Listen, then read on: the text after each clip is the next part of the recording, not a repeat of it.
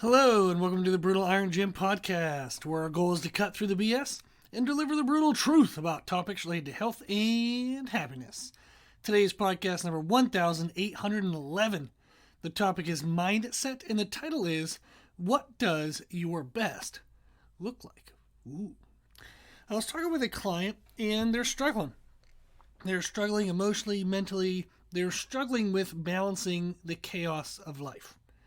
In our weekly journal, all my clients have a journal they can write 24/7. I answer it at least once a week, try to do it a little bit sooner if I can. But they wrote, I know I can do better than what I'm doing now.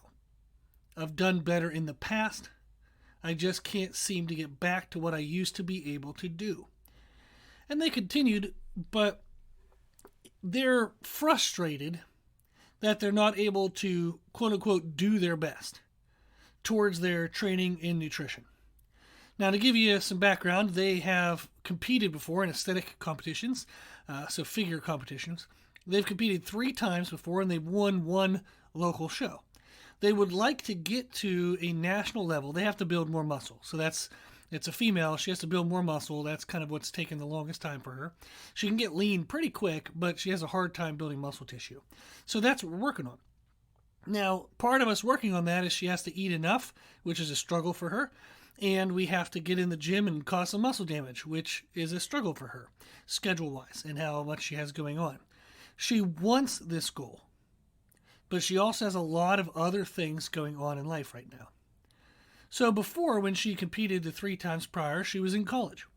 She was taking 18 credits, had a part-time job, but that was it. Outside of school and her job was actually at a nutrition store, like a supplement store, so it was actually worked out really well. But that was her life. Her life was the competitions. That was her kind of identity. Everything centered around that. Now, she has a full-time job, so she's done with college. Full-time job, new career, lots of traveling. She travels at least 1 full week a month. Sometimes she'll have to travel a little bit more, but that's part of also why we're working together is how can she build muscle and make progress when she has to travel so much. So I'm very grateful that I get a chance to help because it's fun stuff and it can definitely be done.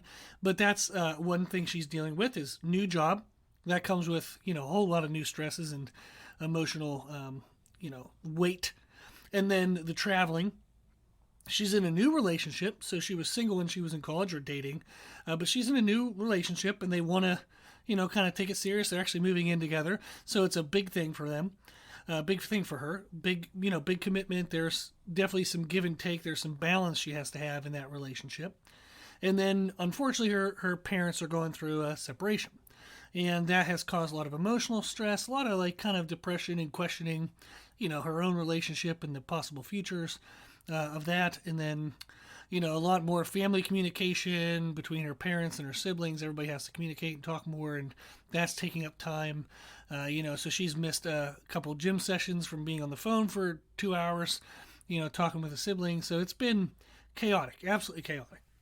And she feels overwhelmed. The challenge that we have when we find ourselves in those situations is she's in a new place in life. Where she was before is different than where she is now. So this requires a new definition of best. The balance, though, is we don't just want to lower our standards, right? That's not going to help us. That's not going to make us feel any better. So we have to recognize if we're in a new place in life, we have to have a new definition of best, but we still want to be better than we were before. How do you do that? How can you be better than you were before if you can't give as much as you gave before? Well, in varying seasons of life, which is what she's finding herself in, you might be finding yourself there. In varying seasons of life, varying challenges of life, your quantity will change. But your goal is that your quality always improves. So before, she ate well during the week, but she would drink and party and miss meals on the weekends. Typical kind of college life. Now, she eats clean all the time. If anything, I have to yell at her to eat more. I'm like, you can do this, let's go. Just try this, try that. And here are some quick and easy foods. Here are some ways to add calories. So I encourage her to eat more food. So that's a much better place that she is at now, is she's much more consistent and much more disciplined.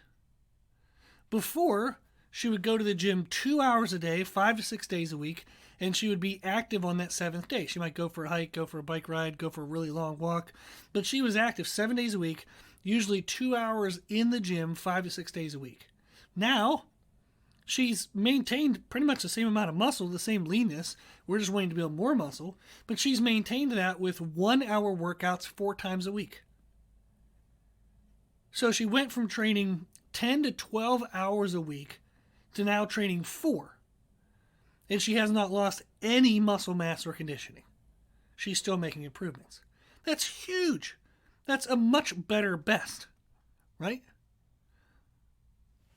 Before, she would stress and feel overwhelmed when she would look at the scale every single day.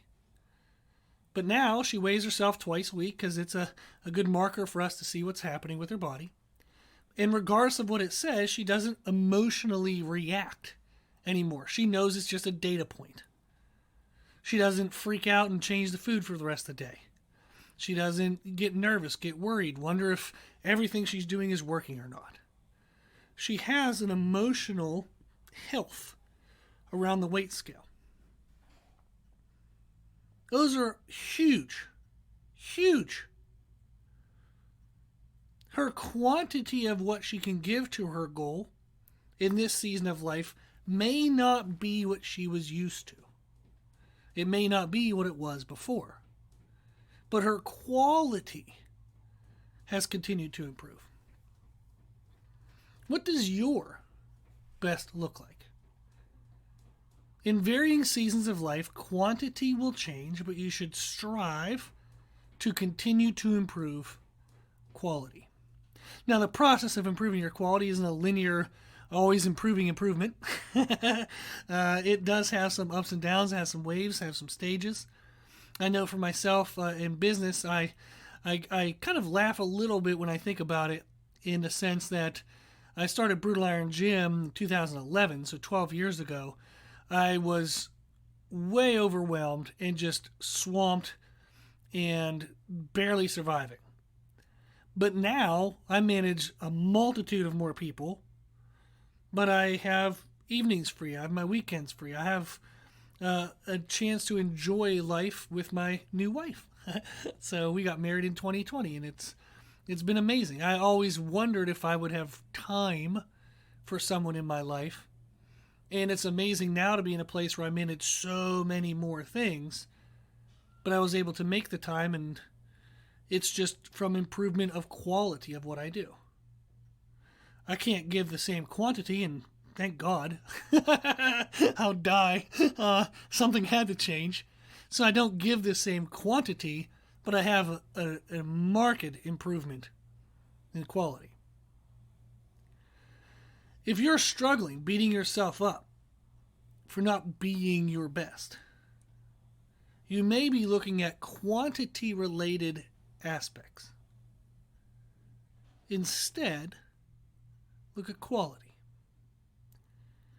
If this is the quantity I can give, how can I get more quality out of it? How can I be more efficient with what I do? How can I have a greater impact with what I have? We talk all the time about the minimums. In nutrition, you try to get consistency in calories, protein, and meal timing. And for training, you try to get consistency in movement. And the more muscle damage you can involve into the movement, the better. We talk about it in podcast 1547. You can find that podcast on our website, www.brutalirongym.com. Podcast 1547 is a mindset podcast titled Minimize Stress by Doing the Minimum. Minimize stress by doing the minimum. It'll teach you how to do the least quantity in nutrition and training, but still obtain great quality. So if you're struggling, beating yourself up for not being your best, for not being perfect.